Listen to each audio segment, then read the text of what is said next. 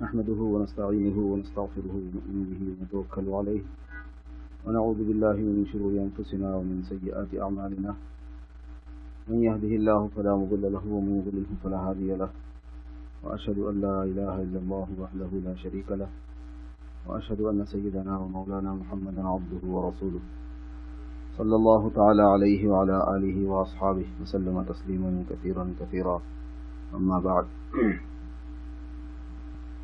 برادران اسلام، اللہ تبارک و تعالیٰ کا احسان ہے، اللہ پاک کا فضل ہے کہ اللہ پاک نے یہاں بھی سہولت فرما دی اور جمعہ کے لیے کافی کشادگی ہو گئی.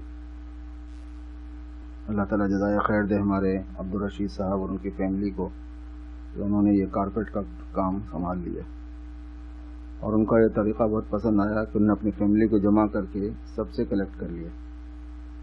تو ماشاءاللہ سے $8,000 کے قریب اس میں لگے سارے میں، تو وہ انہوں نے سنبھال لیا. ایک کام اور ہے، اگر کوئی فیملی اس پر توجہ دے، وہ یہ ہے کہ چھت میں 2-3 جگہوں سے ٹپک رہا ہے، یہاں پر یہ سیدھے رائٹ پہ ٹپک رہا ہے، لیفٹ پہ بھی ٹپک رہا ہے، تو تھوڑا سا ریپیئرنگ کا کام ہے اس کی، اور باہر کا کام ہے تعمیر کا، تو تھوڑا سا لائسنس یافتہ آدمی سے شاید کرانا پڑے گا وہ، تو اس میں بہرحال ریپیئرنگ کے لیے بھی 10-12 ہزار سے کم لگنے کی امید نہیں ہے. تو اگر کوئی فیملی اس طرح سے اس کے چھت کی ریپیئرنگ کی ذمہ داری لے لے اور وہ اس کو کرا لے تو اللہ پاک اس کو جزائے خیر دے اور بہت اچھا رہے گا انشاءاللہ.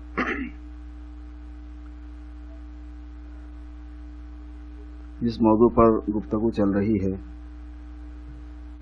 وہ ہے کہ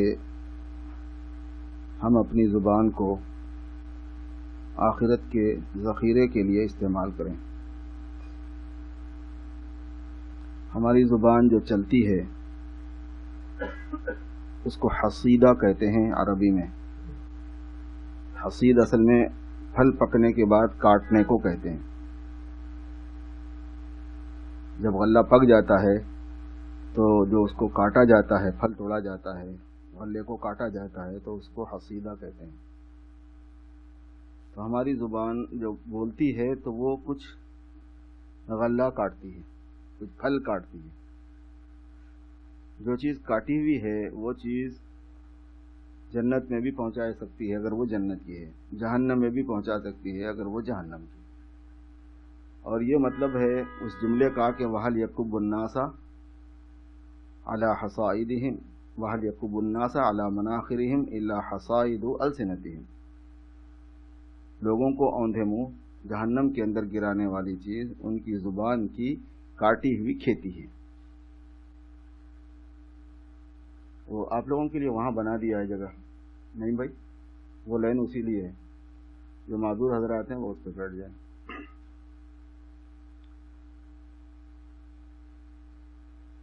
اس لیے یہ تو ایک بہت بڑا اللہ تبارک و تعالیٰ کا انعام ہے کہ اب تعالیٰ شانہ نے ایک ایسا جسم اور ایک ایسا ایک جسم عطا فرمایا کہ جس میں عجیب و غریب خصوصیتیں ودیات ہیں. اس کے اندر ہمارا ذائقہ بھی ہے. اس کے ساتھ ساتھ یہ بات ہے کہ اللہ پاک نے تھکان سے اس کو الگ رکھا ہوا ہے کہ تھکتی نہیں ہے، جتنا چاہے استعمال کرو. اس میں جو آفتیں ہمارے ساتھ متعلق ہیں بے توجہی کی وجہ سے، جو بیماریوں کا ہم شکار ہوتے ہیں اور زبان سے جو غلطیاں ہم سے ہو جاتی ہیں، ان کا مذاکرہ کیا جا رہا تھا تاکہ ہم اپنے آپ کو ان سے بچا سکیں. اس میں سے گزشتہ جس کا ذکر اخیر میں آیا تھا وہ فحش گوئی اور سب و شتم تھا. فحش گوئی کا مطلب بے حیائی کی باتیں کرنا.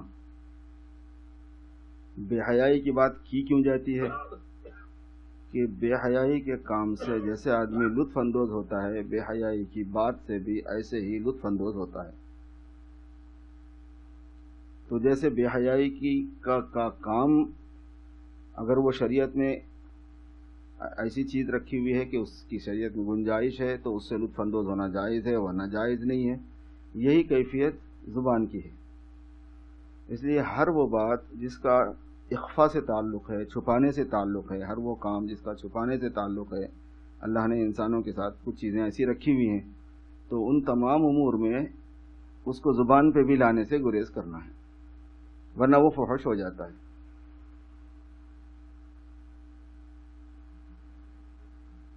اللہ تبارک و تعالیٰ نے باضابطہ اس کا حکم دیا ہوا ہے، وَيَنْهَا عَنِ الْفَحْشَاءِ۔ ہر جمعہ میں جو بات پڑھی جاتی ہے سب سے آخر میں، وہ یہ ہے کہ اللہ تعالیٰ تم کو عدل کا حکم فرماتے ہیں، احسان کا حکم فرماتے ہیں، اور رشتہ داروں کے ساتھ اچھے سلوک کا حکم فرماتے ہیں، اور فحش سے منع کرتے ہیں، کیونکہ فحش کا بولنے کا رواج یا کرنے کا رواج عام ہوگا تو دین نہیں رہتا پھر باقی،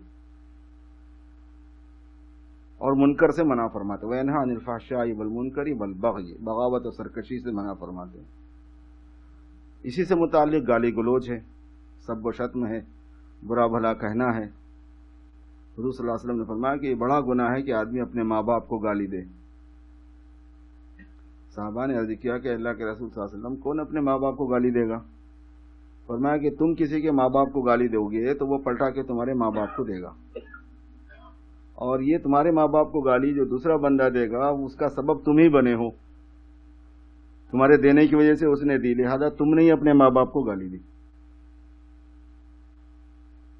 اپنے ماں باپ کو گالی مت دو، اور اس کا مطلب دوسرے کے ماں باپ کو گالی مت دو۔ گھریلو جھگڑوں کے اندر جو بات ہمارے پاس کاؤنسلنگ میں پیش آتی ہے وہ یہ ہے کہ جب میاں بیوی کے ماں باپ کو گالی دیتا ہے تو پھر بیوی بھی پلٹا کے اس کے ماں باپ کو کچھ بولتی، یہ بیوی ماں باپ کو یعنی اپنے ساس سسر کو گنتی ہے تو پھر یہ پلٹا کے اس کے ساس سسر کو گنتا ہے، وہ اس کے خاندان پہ آتی ہے، یہ اس کے خاندان پہ جاتا ہے، اور یہ ظاہر ہے کہ بالکل ہی غلط بات ہے۔ بھائی تمہارا اپنا معاملہ ہے میاں بیوی کا، خاندان کو کیوں گنتے ہو؟ خاندان کو گننے کی بیماری بہت بری ہے گھروں کے اندر، خاندان نہیں گننا چاہیے کبھی بھی۔ تمہارا بھائی ایسا ہے، تمہاری بہن ایسی ہے، تو اس نے یہ کیا ہے، تمہارے باپ نے یہ کیا، تمہاری ماں نے، بھائی ماں باپ کو چھوڑو، ہر ایک اپنا اپنا ذمہ دار ہے یہاں پہ۔ اللہ تعالیٰ کی عادت تو یہ ہے کہ شیطان کے پیٹ میں سے ولی، ولی کے پیٹ میں سے شیطان نکلتے ہی رہتے ہیں۔ حضرت نوح علیہ السلام کے پیٹ میں سے یعنی ان کی اولاد میں سے ان کا بیٹا کافر ہوا کہ نہیں ہوا، اور حضرت آذر کے گھر میں سے حضرت ابراہیم علیہ السلام پیدا ہوئے کہ نہیں ہوئے؟ یہ تو کون پرسن کا معاملہ ہے، فرد کیسا ہے، خاندان کو گننے کی کیا ضرورت ہے؟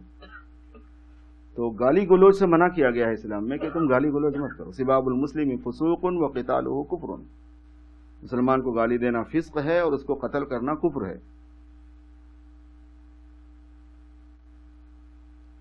اس کا ذکر گزشتہ جمعہ ہو چکا ہے تھوڑا سا۔ آج جو ہے ایک چیز ہے لعنت کرنا، یہ بھی ہماری آفتوں میں سے ایک آفت ہے، زبان کی آفتوں میں سے بڑی آفت ہے۔ لعنت کے معنی ہے اللہ تبارک و تعالیٰ سے دور ہونے کو بتانا، اللہ سے دور کرنا، اللہ کی رحمت سے دور کرنا، اور اللہ کی رحمت سے کون دور ہے کون نہیں ہے ہم نہیں جانتے، لہذا ہمیں حق نہیں پہنچتا لعنت کرنے۔ اسی لیے لعنت جو ہے وہ صحیح نہیں ہے۔ لعنت ہمیشہ اوصاف پر کرنے کی اجازت ہے۔ جھوٹ بولنے والوں پر لعنت ہے، جھوٹ پر لعنت ہے، جھوٹے پر لعنت ہے، رشوت پر لعنت ہے، سود پر لعنت ہے۔ اگر کوئی آدمی سود کھاتا ہے تو تجھ پر لعنت ہے یہ بولنا صحیح نہیں، کیونکہ وہ توبہ کر لے گا تو تب تو نہیں رہے گا نا اس کی ذمہ، وہ لعنت کا مستحق نہیں رہے گا۔ جھوٹے پر لعنت ہے صحیح ہے، لیکن تو جھوٹا ہے چونکہ اس لیے تجھ پر لعنت ہے یہ صحیح نہیں، کیونکہ لعنت کا مطلب رحمت سے دوری ہے، اور اس سے غلط عمل ضرور صادر ہوا ہے، لیکن اگر یہ توبہ کر لے گا تو رحمت سے دوری کا سبب تو باقی نہیں رہے گا نا۔ اسی لیے کسی پر لعنت کو منع کیا گیا ہے۔ لعنت کی اجازت صرف اس پر ہے جس کا کفر پہ مرنا معلوم ہو گیا ہو۔ لعنت کی اجازت صرف اس پر ہے جس کا کفر پر مرنا معلوم ہو گیا ہو، یہ کافر ہو کے مرا ہے، کفر پر مرا ہے۔ ابو جہل پر لعنت کریں کوئی حرج نہیں، ابو لہب پر لعنت کریں کوئی حرج نہیں۔ جس کا کفر، فرعون پر لعنت کریں، جس کا کفر پر مرنا ثابت ہو چکا ہو اس پر لعنت جائز ہے، اور دنیاوی زندگی میں جب تک وہ مرا نہیں ہے اس وقت تک اس کی غلطی کی وجہ سے اس پر لعنت جائز نہیں ہوتی، کیونکہ شرک کے علاوہ چاہے کتنا ہی بڑا گناہ ہو وہ گناہ کبیرہ ہے، اور گناہ کبیرہ سے آدمی ایمان سے خارج نہیں ہوا، وہ توبہ سے اللہ معاف بھی فرما دیتے ہیں. لہذا ان گناہوں کی وجہ سے اس فرد پر، اس شخص پر لعنت نہیں کی جا سکتی. ابھی موقع نہیں آیا اس پر لعنت کرنے کا. اوصاف پر لعنت ہے. لعنت کے اسباب 3 ہیں اصل میں. ایک کفر ہے، اور ایک فسق ہے، اور ایک بدعت ہے. بدعت کو فسق سے الگ اس لیے رکھتے ہیں کہ بدعت اپنے شیپ میں اور اپنے میٹیریل میں برا عمل نہیں ہوتا، یعنی وہ برائی کی حیثیت سے نہیں دیکھا جاتا کہ یہ کوئی برا عمل کر رہا ہے ایک آدمی. بدعت کہتے ہیں دین سمجھ کر کسی ایسے کام کو کرنا جو حضور پاک صلی اللہ علیہ وسلم سے ثابت نہیں ہے. تو وہ ظاہر ہے کہ دین سمجھ کے جب بندہ کوئی کام کر رہا ہوگا تو وہ دیکھنے میں اور اپنے میٹیریل میں برا نہیں ہوگا، مگر وہ لعنت کا مستحق ہے. وہ عام دوسرے گناہوں سے بھی بڑا گناہ شمار ہوتا ہے اسلام میں. شرک کے بعد میں بدعت ہے، بدعت کے بعد میں فسق ہے. اور اسی وجہ سے بدعت کے معاملے میں بہت محتاط ہونا پڑتا ہے. جس کو علماء بدعت کہہ دیں بہت احتیاط برتنا، مگر جس کو غیر علماء بدعت کہہ دیں اس میں اس کا پتہ نہیں رہتا کچھ. اسی وجہ سے کسی چیز کے بدعت ہونے کا حکم لگانا نہیں لگانا یہ بھی باریک چیز ہے تھوڑا. ہمارے زمانے میں ہمارے سلفی بھائیوں کی طرف سے جو بدعت کا حکم ہوتا ہے وہ صحیح نہیں رہتا. انہیں پتہ نہیں ہے بدعت کی حقیقت کیا ہے، بدعت کی تعریف کیا ہے، پوری بات نہیں معلوم ہے ان کو. غلط فہمی کا شکار ہیں بہت سی چیزوں میں. اور ایک طبقہ مسلمانوں میں ایسا بھی ہے جس کے پاس کوئی چیز بدعت ہے ہی نہیں، وہ بھی غلط ہے. کچھ کام ایسے ہو رہے ہیں جو حضور پاک صلی اللہ علیہ وسلم سے ثابت نہیں ہے اور ایز دین انجام دیے جا رہے ہیں. نہ حضور صلی اللہ علیہ وسلم سے ثابت ہے، نہ آپ کی بتائی ہوئی باتوں کی رینج میں، اس کی روشنی میں وہ آتے ہیں، تو پھر کیا حکم لگائیں گے علماء؟ تو بدعت کا تو حکم لگے گا.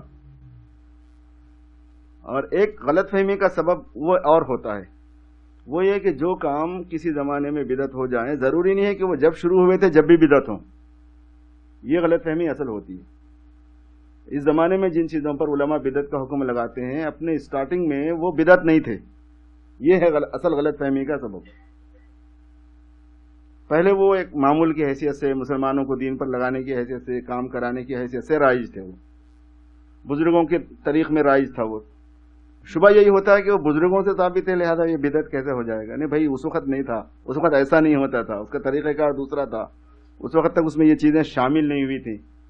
کیونکہ بدعت کا حکم لگانے کے کچھ اصول ہیں کسی عمل پر، وہ پائے نہیں جائے، وہ شرائط پائے نہیں جاتے تھے تو وہ حکم جب نہیں لگا تھا، بعد میں پائی گئی تو اس پر حکم لگ گیا، تو وہ غلط فہمی کا سبب ہو جاتا ہے. ایسا بھی نہیں ہے کہ کوئی چیز بدعت نہیں ہے، اور ایسا بھی نہیں ہے کہ ہر چیز بدعت ہے، مگر جو بدعت ہے وہ حضور صلی اللہ علیہ وسلم کی دشمنی شمار ہوتی ہے. یہ قاعدہ ہے. جیسے شرک جو ہے وہ اللہ تبارک و تعالیٰ کی وحدانیت کے اگینسٹ میں ہے، ایسے بدعت جو ہے وہ سنت کے اگینسٹ میں ہے. شرک کا مقابلہ اللہ سے ہے، بدعت کا مقابلہ رسول سے ہے. شرک کرنے والا اللہ تعالیٰ کو عیبدار قرار دیتا ہے، بدعت کرنے والا نبی صلی اللہ علیہ وسلم کو عیبدار قرار دیتا ہے. اتنی نزاکت ہے اس میں. تو اس لیے کفر ہے اور فسق ہے اور بدعت ہے، یہ امور لعنت کے اسباب میں سے ہیں.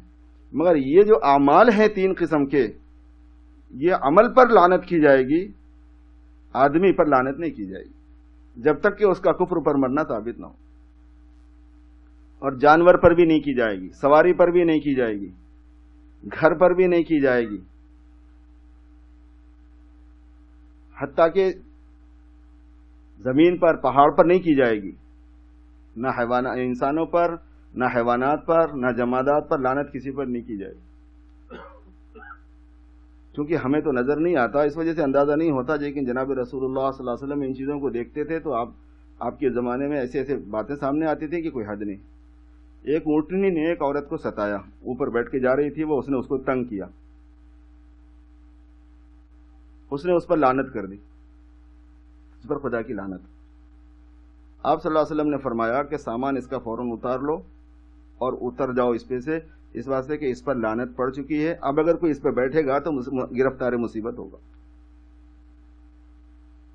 صحابہ فرماتے ہیں کہ ہم وہ اونٹنی کو بہت عرصے تک دیکھتے رہے کہ خالی پھرتی تھی، کوئی اس کو استعمال نہیں کرتا تھا. اب جہاں گاڑی نے ذرا ستایا لعنت کی، پھر اسی کو اسٹارٹ کر کے پھر چلنا شروع کر دیا. بچوں پہ لعنت ہے، بچوں پہ پھٹکار ہے، بیوی پہ لعنت ہے، بیوی پہ پھٹکار ہے، بیوی پہ لعنت بھی کر رہے ہیں، پھر اسی ملونہ کے ساتھ لگے ہوئے بھی ہیں. لعنت کے بارے میں یہ بات حضور پاک صلی اللہ علیہ وسلم نے فرمایا کہ جب لعنت کی جاتی ہے تو وہ دو میں سے کسی ایک پر ضرور پلٹ جاتی ہے. جس پر کی گئی اگر وہ اس کا مستحق ہے تو وہ اس پر پڑ جائے گی، اور اگر وہ اس کا مستحق نہیں ہے تو یہ لعنت پلٹ جائے گی، پھر لعنت کرنے والے پر آ جائے گی. لعنت بہت نازک چیز ہے اصل میں، اور یہ زبان سے ہوتی ہے، اس لیے یہ آفات زبان میں سے ہے، اور اس کا بڑا نقصان ہوتا ہے. بعضی مائیں اپنے بچوں پہ لعنت کی عادی ہوتی ہیں، بد دعائیں دے رہی ہوتی ہیں، لعنت کر رہی ہوتی ہیں، پھٹکار کر رہی ہوتی ہیں.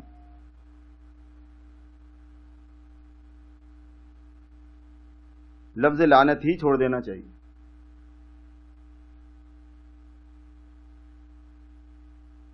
لیس المؤمن باللعان، ایمان جو ہے وہ ایمان والا وہ لعنت کرنے والا نہیں ہوتا.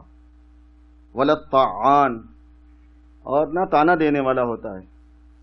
ولا الفاحش، اور نہ فحش گوئی کرنے والا ہوتا ہے. ولا الصخاب فی الاسواق، اور نہ بازار میں چیخنے والا ہوتا ہے. بعض لوگوں کو بازاروں میں چلانے کی بہت عادت ہوتی ہے. جب زیادہ شور ہوتا ہے تو یہ بولتا ہے بھائی ذرا آواز کم کرو، کیا مچھلی بازار بنایا ہوا ہے. بازار میں چلانا یہ ایمان والے کی صفت نہیں ہے. آہستہ بولو. ایک ہے اپنے سامان کو بیچنے کے لیے چلانا، واحد ریال واحد ریال واحد ریال چلاتے رہتے ہیں نا، اس میں کوئی حرج نہیں ہے. امرود بیچنے کے لیے امرود والا چلاتا رہتا ہے. فون کارڈ بیچنے کے لیے یہاں پہ بھی سلسلہ شروع ہو گیا چلانے کا، وہ تو کاروبار کے لیے. اور ایک یہ کہ آپس میں ایک دوسرے سے کو مخاطب بنا کے جو چلانا ہوتا ہے وہ نہیں چاہیے. تو لعنت سے اپنے آپ کو بچانا ہے کہ لعنت بھی آفات لسان میں سے ہے. نہ گاڑی پر کبھی لعنت کریں، نہ بیوی پر کبھی لعنت کریں، نہ بچوں پر کبھی لعنت کریں، نہ بیوی شوہر پر لعنت کرے، نہ ماں اپنے اولاد پر لعنت کرے، نہ گھر پر لعنت کی جائے، نہ زمین پر لعنت کی جائے، نہ گنہگاروں پر لعنت کی جائے. افراد پر گناہوں پر لعنت کی جا سکتی ہے. اور ایک آفت زبان کی جو ہے وہ اشعار کے ذریعے سے بھی ہوتی ہے. شاعری بھی آفتوں میں سے ایک آفت ہے، مگر اس کے حدود ہیں، اس کی تھوڑی سی تفصیلات ہیں. گھڑی صحیح ہے ادھر کی، ٹھیک ہے.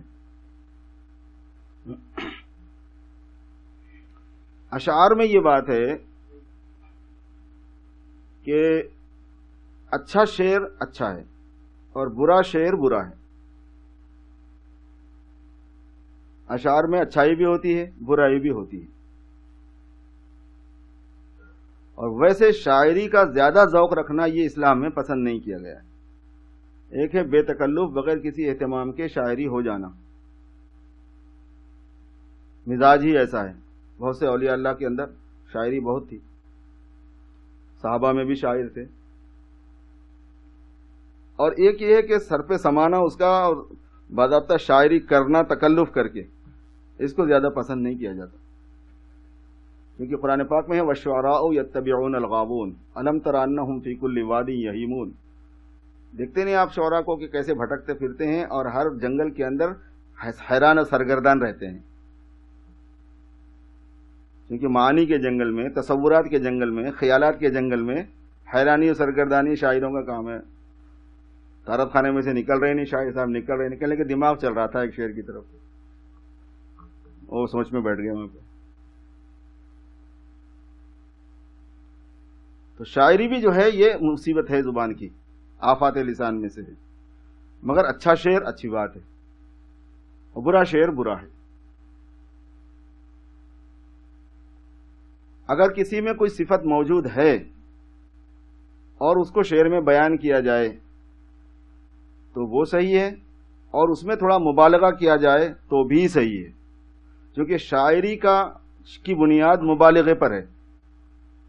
آپ کسی کے حسن کی تعریف کریں اور یہ بولیں کہ ماشاءاللہ آپ بہت حسین ہیں، تو یہ کیا شاعری ہوئی؟ حسن کی تعریف میں آپ یہی بولیں گے کہ چاند بھی آپ سے شرمندہ ہے، ستارے بھی آپ کے پسینے کے ٹپکے ہیں، اس قسم کی کوئی بات کریں گے تو پھر وہ شاعری ہے، تخیل کی پرواز کہ کائنات میں جو چیزیں پھیلی ہوئی ہیں ان کو آپ استعارات اور تشبیہات میں لے آئیں. بھئی سمندر سے زیادہ تو اس کا چوڑا اس کا سینہ ہے، پہاڑوں سے زیادہ مضبوط تو اس کا عزم ہے، اس کی ہمت ہے. تب یہ دریا، پہاڑ، سمندر ہمارے عزائم اور ہمارے اس کے مقابلے میں تو بہرحال اس کی حیثیت نہیں ہے. تو اگر کسی میں کوئی وصف ہے اور آپ بول رہے ہیں اور اس میں تھوڑا سا مبالغہ بھی کریں تو اس کی اجازت ہے، لیکن نہیں ہے اور تعریف کریں.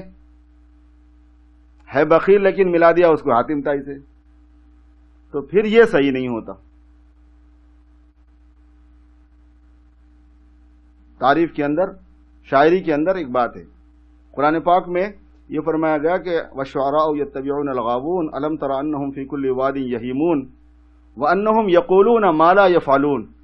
ان کی ایک خاص بات یہ ہے کہ وہ بولتے وہ ہیں جو کرتے نہیں.